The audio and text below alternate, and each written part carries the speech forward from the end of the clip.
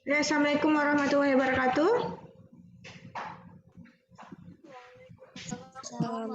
Waalaikumsalam warahmatullahi wabarakatuh. Hari ini kita lanjutkan perkuliahan kita tentang mata kuliah evaluasi pembelajaran. Kemudian yang ingin Ibu tanyakan apa sudah hadir semua?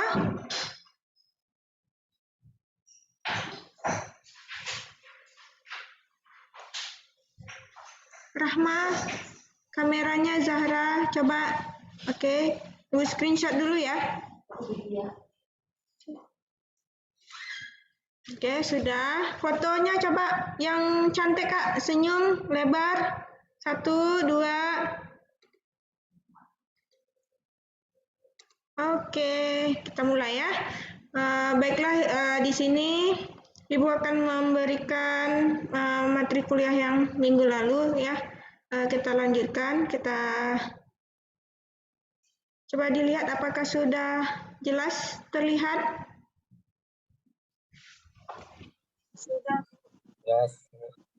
Sudah ya. Oke, kita mulai.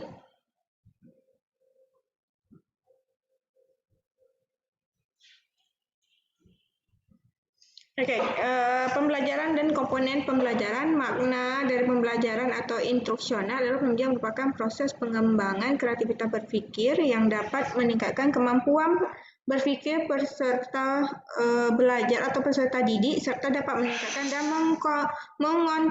mengonstruksikan pengetahuan sebagai upaya meningkatkan penguasaan dan pengembangan. Jadi kayak di sini ya, yang katakan kita itu satu pembelajaran, artinya di sini ada proses ya. Beda dengan kata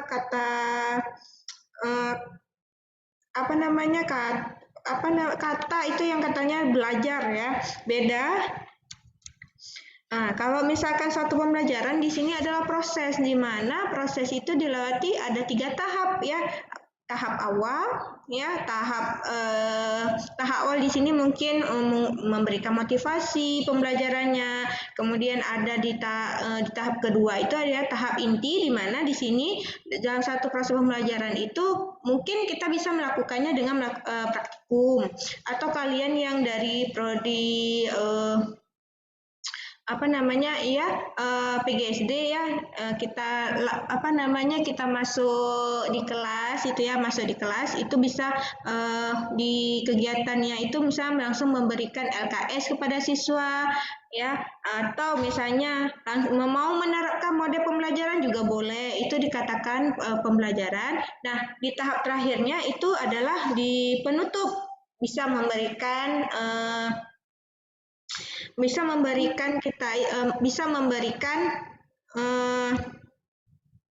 soal, tes ya, atau misalnya bahan bacaan, atau misalnya yang paling utama itu ketika satu proses pembelajaran itu berlangsung yaitu memberikan kesimpulan secara bersama-sama ya. Jadi guru dan siswa nggak boleh gitu kita tanya, ayo anak-anak hari ini simpulnya apa gitu, nggak mengcover. Kadang-kadang anak-anak ini walaupun dia memberikan statement dia atau pendapat dia bahwa pembelajaran hari ini tentang ini, kita sebagai guru juga menguatkan apa yang belum disebutkan atau yang menekankan sehingga tujuan satu pembelajaran itu tercapai Kak. Misalnya di awal kita memberikan siswa itu mampu menjelaskan tentang perkembangbiakan pada tumbuhan misalnya. Jadi di akhir setelah penutup pembelajaran kita tanya, apa anak-anak simpulan kita hari ini, apa yang sudah kita pelajari? Siswa pasti menyebutkan ya kan. Nah, tapi di saat itu juga guru memberikan penguatan sehingga tujuan itu tercapai, tujuan pembelajaran di awal itu tercapai di akhir, itu dikatakan satu pembelajaran. Maka dikatakan pembelajaran itu ada satu proses. Jadi ada yang tahap-tahap yang akan dilalui siswa, dan pada akhirnya kita bisa menilai hasil belajar siswa itu bagaimana, apakah bagus atau tidak gitu ya. Oke, kita lanjutkan. Nah, pembelajaran memungkinkan seorang manusia itu berubah dari titik tidak mampu menjadi mampu atau tidak berdaya menjadi sumber daya. Sorry. Saya lanjutkan. Nah, apa sih tujuan dari evaluasi pembelajaran itu? Yaitu satu, mendeskripsikan kecakapan belajar para siswa sehingga dapat diketahui lebih dan atau kekurangan di bidang studi atau mata pelajaran yang ditempuh. Ya, kemudian mengetahui keberhasilan proses pendidikan dan pengajaran di sekolah, yakni seberapa jauh keefektifan dalam mengubah tingkah laku para siswa ke tujuan pembelajaran yang diharapkan. Ketiga, menentukan tindak lanjut, yaitu hasil penilaian. Ya, yang keempat, memberikan tanggung jawab ya dari pihak sekolah kepada pihak yang berkepentingan. Jadi yang pertama itu tujuan kita melakukan evaluasi bahwa tidak lain adalah kita mau ukur nih benar nggak apa sudah tercapai nggak ya apa yang kita ajarkan sebagai kita calon guru, kita memberikan evaluasi tolak ukur untuk gurunya, apakah pembelajaran sudah baik ataukah metode yang kita gunakan sudah baik ataukah misalnya lembar jawaban atau model pembelajaran kita terapkan itu sudah baik sehingga mampu siswa itu yang kita lihat dari hasil belajar siswa ya, nilainya itu lulus KKM kah ya. KKM itu adalah kriteria ketuntasan belajar, berapa sih patokannya gitu kan. Misalnya kita tetapkan untuk pelajaran IPA misalnya itu ada sekitar 75, sesuai naik nggak nilainya itu ya. Jadi itu bahan evaluasi ya. Evaluasi pembelajaran itu memang benar-benar hasil akhir, tercapai nggak sih tujuan pembelajaran kita ya. Kalau nggak tercapai, apa yang harus kita lakukan? Maka harus dikaji di mana salahnya ya.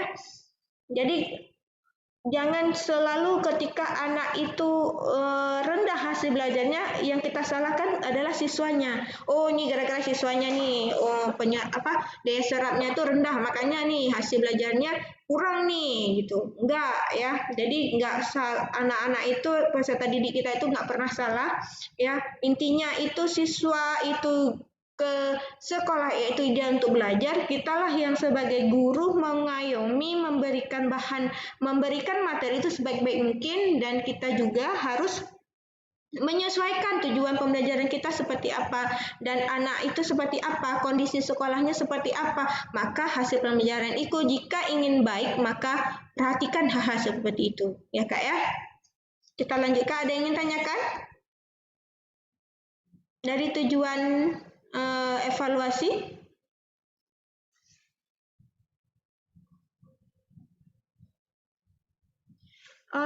Boleh ditanyakan Kak kalau ingin mau bertanya.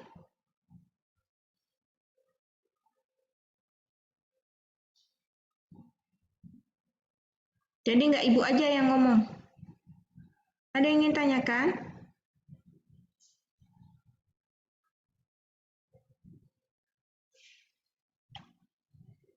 Ya, kita lanjutkan kalau enggak. Ini terloncat ya slide-nya. Oke, fungsi dari evaluasi yaitu yang pertama itu sifatnya formatif ya, di mana di sini adalah untuk memberikan umpan balik kepada guru sebagai dasar untuk memperbaiki proses pembelajaran. Nah, coba lihat di sini. Nggak ada kan ceritanya yang jadi evaluasi itu si siswa, enggak ya, tapi guru ya. Nah, kemudian dalam proses ini kalau di sekolah kita di tingkat sekolah dasar ya, di situ ada namanya SD, SMP, SMA. Mungkin kalau kalian di kuliah udah nggak ada lagi yang namanya sistem remedial ya. Jadi nggak ada, tapi kalau di sekolah masih ada ya yang namanya remedial. Kenapa dikatakan ada remedial? Jadi siswa itu boleh mengulang pelajarannya atau mengulang materinya jika dia belum lulus nilai KKM. Nah, yang kedua fungsinya itu evaluasi yaitu sumatif, yaitu menentukan nilai kemajuan atau hasil belajar terjadi dalam mata pelajaran tertentu sebagai bahan untuk memberikan laporan kepada pihak. Jadi Kak, kalau misalkan ya kita di sekolah itu kan ada namanya di semester 1 atau semester genap, semester ganjil, anak-anak itu kan menempatkan namanya rapor. Kita sering bilangnya rapor ya, atau nama lainnya itu laporan. Laporan bagaimana sih selama ini siswa itu belajar, naik nggak nilainya, bagus tidak nilainya ya, itu namanya sumatif, maka dilakukan evaluasi. Jadi setiap akhir semester itu selalu ada yang namanya ujian ya, atau kita di mahasiswa ada yang namanya UAS, ujian akhir semester. Untuk apa Bu dilakukan UAS atau dikatakan final? Tidak lain adalah untuk mengevaluasi hasil pembelajaran yang telah selama ini dilakukan, apakah itu baikkah atau dia tidakkah.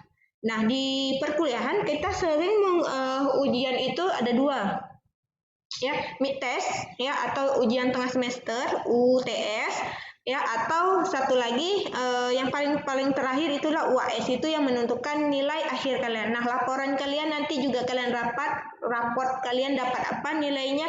Nah, itu juga dikatakan satu bentuk fungsi dari evaluasi ya, yang bersifat sumatif. Yang ketiga kita lanjutkan.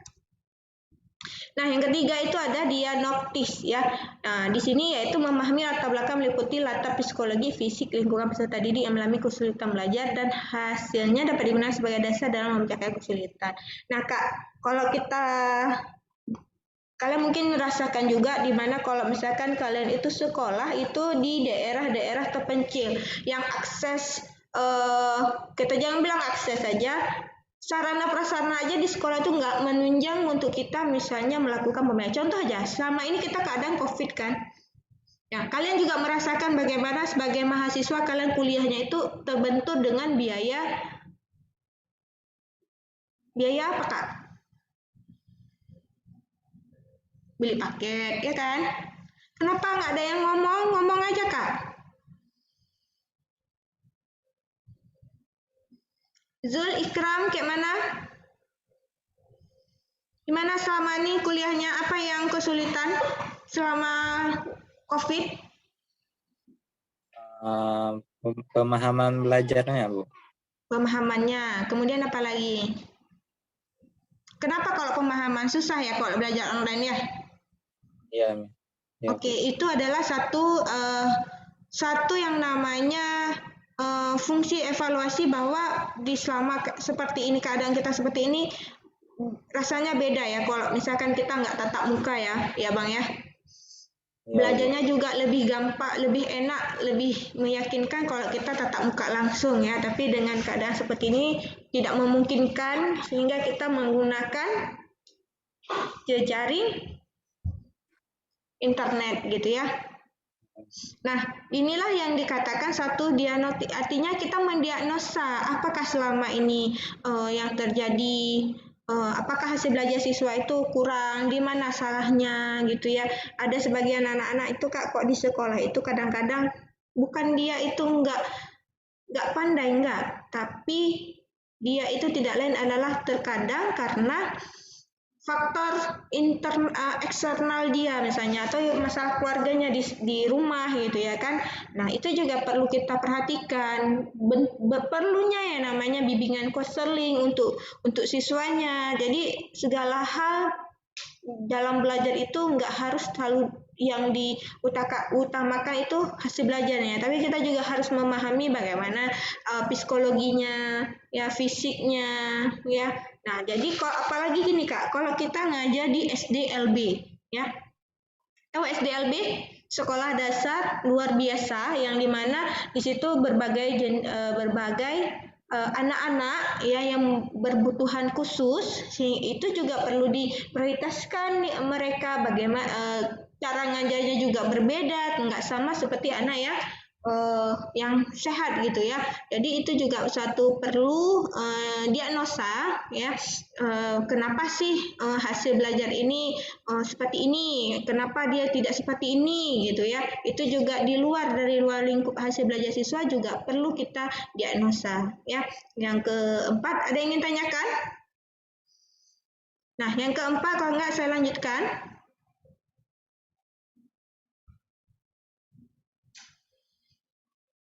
Ya, yang keempat adalah penempatan, yaitu menempatkan peserta didik dalam situasi pembelajaran yang tepat, ya, sesuai dengan tingkat kemampuan peserta didik.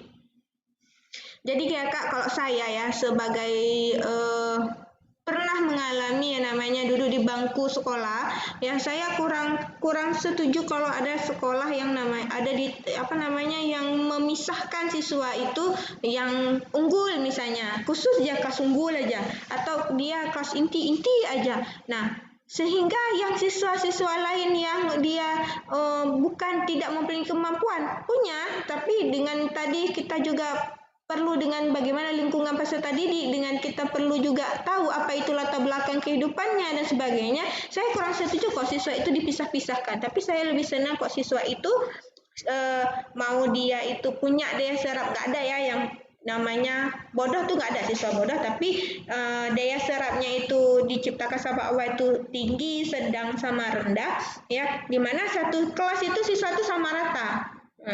Jadi nggak ada pemisahan. Kalau kita pisah-pisah seperti ini, ya udah siswa yang tadi daya serapnya ini apa namanya kita bilanglah menengah itu ya kan.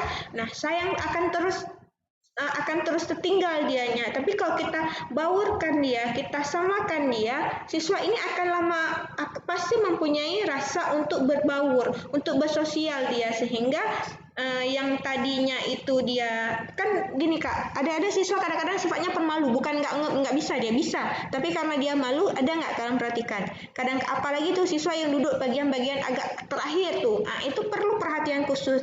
Bukan dia nggak bisa, cuman karena dia itu malu ya, malu bertanya, nggak pingin dia itu dikenal sama gurunya ya, jadinya dia ya udah diem-diem aja gitu. Nah itu yang perlu kita tepatkan.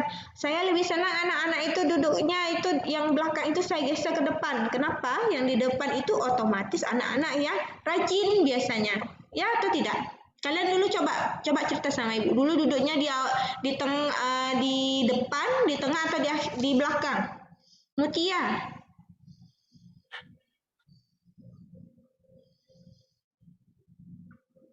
Mutia dulu duduknya di mana kak? Di depan, di tengah, atau SMA mungkin?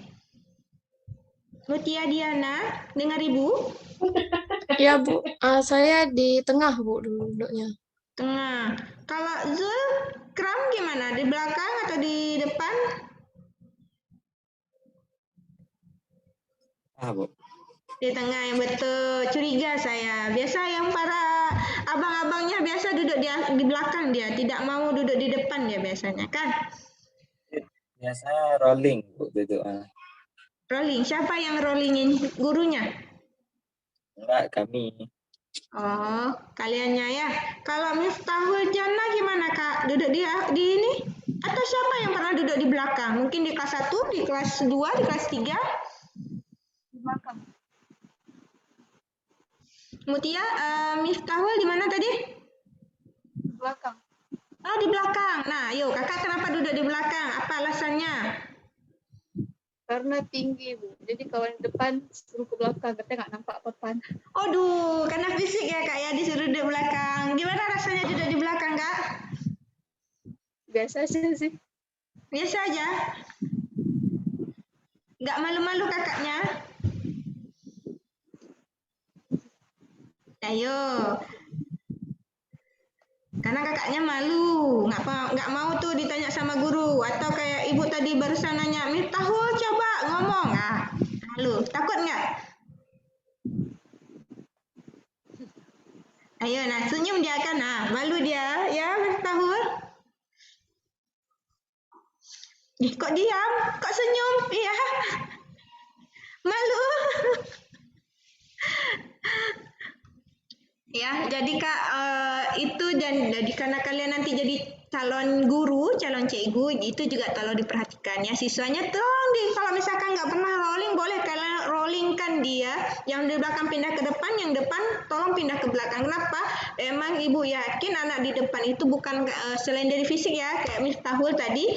Selain dari fisik itu anak di depan itu cenderung dia nggak mau dia pingin selalu di depan karena pingin diperhatikan sama gurunya yang pertama, yang kedua memang dia biasa siswa yang di depan itu daya serap itu siswa itu tinggi biasa, tapi kok di belakang tinggi juga tapi ada sifat yang lainnya di luar dari itu, rasa malunya ya, lingkungannya dan sebagainya ya, itu juga tolong diperhatikan ya. Itulah yang namanya fungsi kita melakukan evaluasi. Jadi evaluasi nggak mentang-mentang cuman fokus nilai nih harus tinggi sesuai KKM, atau kalian maunya nilainya Bu saya nggak mau nilainya C, atau saya nggak mau nilai yang B, saya maunya A. Itu juga diperhatikan gitu Kak. Kenapa saya berhak dapat A? Apakah saya layak di tempat A? Apakah mampu saya mempertahankan nilai A saya ketika nanti saya jadi guru? Jadi itu semua harus diperhatikan ya. Itulah namanya fungsi evaluasi. Ada yang ingin nanyakan? Ada?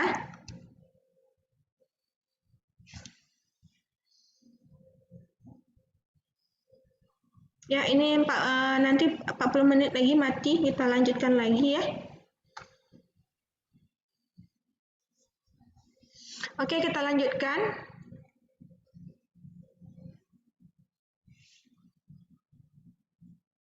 Oke, ini namanya kemampuan berpikir ya dari taksonomi Bloom ya. Di mana kata kerjanya itu C biasanya ya. Ini ada yang putih sebentar ya, nggak nampak tulisannya sebentar. Biar kita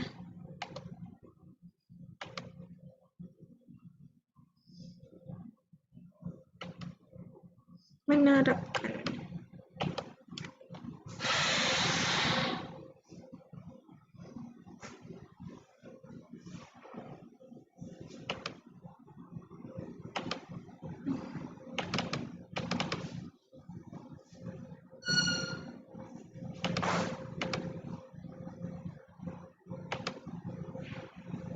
Oke, sebentar ya. Sebentar saja. Kita cek dari cek.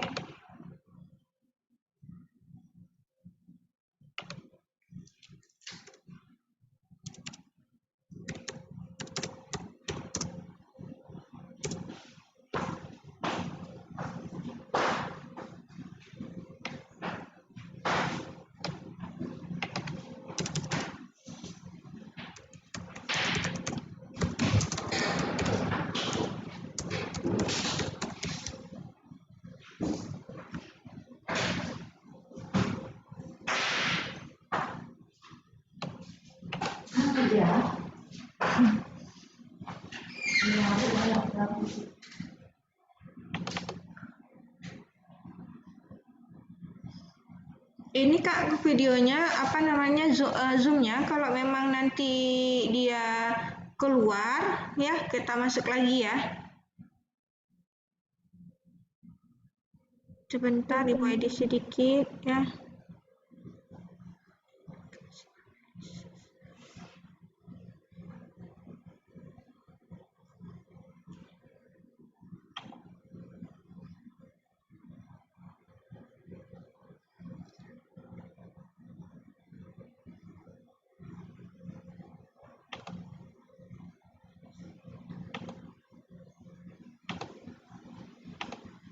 Oke ya, kita mulai. Nggak bisa juga, udah capek saya ini nggak mau dia tetap putih. Ya, di sini menganalisis Kak, ya. Ya, nanti kita edit aja lagi. Jadi kita screenshot lagi. Ya, taksonomi Bloom itu apa namanya ya, ranah dari penilai evaluasi itu ada 3 ya. Itu yang harus kita nilai itu kognitif ya, afektif, psikomotorik ya. Jadi ada 3 ya, saya ulang, itu ada namanya kognitif, itu dari segi kemampuan berpikir atau apa namanya ranah berpikir siswa. Ya, itu namanya kognitif, kemudian afektif itu keaktifan siswanya ya, ketika dia dalam satu proses pembelajaran, dan yang terakhir itu ada psikomotorik. Nah, psikomotorik misalnya itu kalau kita lagi olahraga siswanya antusias nih, atau kita praktikum siswanya itu mau mengerjakan apa namanya praktikum kita. Nah, itu nama lain lagi penilaian psikomotorik dia ya. Dia mampu mengembangkan ide-ide dia ya, itu namanya psikomotorik. Nah, di sini kalau misalkan kita melakukan evaluasi dari segi misalnya kata kerja gitu lebih gampang ya, untuk berpikir kognitif itu C1 dari taksonomi Bloom ya. Itu yang pertama, C1 itu mengingat ya. Misalnya kalau kita soal ditanyakan jelaskan pengertian dari evaluasi. Itu masih C1 namanya ya, atau mengingat, dia itu untuk kata kerjanya. Kemudian dari memahami C2. Nah, kita bisa tahu, tapi yang perlu saya tekankan di sini, memahami itu susah untuk kita menilai, tapi memang dia ada kata kerja lagi yang lebih relevan, artinya lebih dapat kita ukur untuk kategori C2 memahami. Misalnya apa ya namanya, mendeskripsikan, tapi kalau mendeskripsikan itu udah masuk ke, bolehlah C2, mendeskripsikan. Jadi yang dikatakan mendeskripsikan, kalau kalian ketemu kata kerja mendeskripsikan, yang pertama itu harus jelasin dulu, siswanya harus mampu menjelaskan apa itu pengertian, misalnya tumbuhan, apa itu tumbuhan. Nah, kedua, apa ciri-ciri tumbuhan. Nah, itu udah masuk ke C2. Jadi siswa itu nggak cuman mampu mengingat, tapi dia juga mampu menjelaskan apa itu tumbuhan, apa bagian-bagian tumbuhan. Nah, itu udah masuk C2. Nah, menerapkan di sini ada C3. Ya, ada kata kerja juga. Nanti kalian boleh cek apa itu menerapkan ya. Misalnya gini, lebih kata kerjanya apa ya? Siswa mampu mendemonstrasikan. Nah, itu biasa masuk ke tahap praktikum C3 ya. Kemudian ada C4 di sini ya, yang nggak ada tulisannya, itu di sini menganalisa. Nah, yang terakhir itu mensintesis, kemudian baru mengevaluasi, itu C6. Jadi di taksonomi itu ada C-nya, C1, C2, C1, C2, C3, C4, C5, dan C6. Ya, ini sama ya. Kemudian langkah-langkah dalam melakukan evaluasi, yang pertama persiapan. Ya, persiapannya apa Bu yang harus kita laksanakan? Yaitu menyiapkan yang namanya instrumen atau instrumen untuk melakukan evaluasi. Boleh dalam bentuk tes, ya. Boleh mau tes itu pun tes, boleh tes non tes atau tes ya. Yang namanya tes bisa banyak ya Kak ya. Ada tes pilihan ganda, tes tulis, dan sebagainya, yang artinya kalian mengerjakan. Ada juga satu lagi non tes, itu seperti wawancara ya, beri angket, itu juga dikatakan satu non tes ya, atau mengumpulkan yang namanya portofolio, itu juga dikatakan satu bentuk langkah evaluasi. Nah Bu, apa Bu cara mempersiapkannya? Jadi nggak sembarangan Kak kita ngasih soal ke siswa tuh nggak. Jadi harus kita buat dulu validasi ya. Validasi itu adalah memberikan soal yang memang valid, dia sudah sesuai dan bisa diukur tingkat diukur tingkat relevannya. Artinya memang sudah oke, ini bisa soal ini digunakan. Jadi ada caranya, yaitu pertama kita nanti ada di tahap selanjutnya ya, di pertemuan selanjutnya nanti kita bisa lihat apa sih persiapannya saja, misalnya menggunakan reliabilitas ya, kita menguji daya beda. Jadi soal kenapa itu soal kok kalian ketemu ya waktu tes dulu itu, kenapa soal A sama B itu kok bisa Bu ya dekat-dekat cuma beda 0, atau yang hitungan ya, atau Bu soalnya kok mendekati ya, pilihan gandanya 1 A B C D itu pendapatnya kok sama, saya harus pilih yang mana? Disinilah Kak berperan nggak sih si pengecohnya di sini? Nah, daya bedanya berfungsi atau tidak? Nah, itu yang baru kita gunakan. Nah, kemudian kita juga lihat bagaimana sih daya bedanya antara A sampai D atau sampai E, berfungsi atau tidak. Jadi banyak hal-hal yang kita lakukan. Intinya itu harus mempunyai suatu soal atau instrumen itu yang sudah divalidasi. Artinya sudah valid dan siap digunakan. Nah, baru kita melakukan pelaksanaannya. Pelaksanaannya mungkin ada waktu ya. Kalau kalian misalnya dikasih soal nih, dikasih final sama dosennya, pasti ada waktu dan batas waktu yang harus dikerjakan, ya kan? Ya? Iya, oke. Kemudian ditindaklanjuti. Bagaimana Bu setelah kita ujiankan siswanya dapat nilainya, kan pasti bervariasi ya. Bervariasi dalam artian ada nilainya ada nilainya bagus, ada nilainya sedang, ada nilainya rendah. Nah, apa yang tinggi oke lah, yang nilainya bagus oke lah, nggak masalah. Ini yang rendah apa yang harus kita lakukan? Itu perlu kita tindak lanjuti, yaitu yang namanya evaluasi. Jadi jangan melakukan evaluasi itu nggak ada tindak lanjuti, nggak boleh gitu ya, tetap ada ya. Kecuali misalnya habis siap final ya, tunggu-tunggu gitu ya, dikasih aba-aba nih sama dosennya, ini dikasih nilai nih, nilainya A B C D,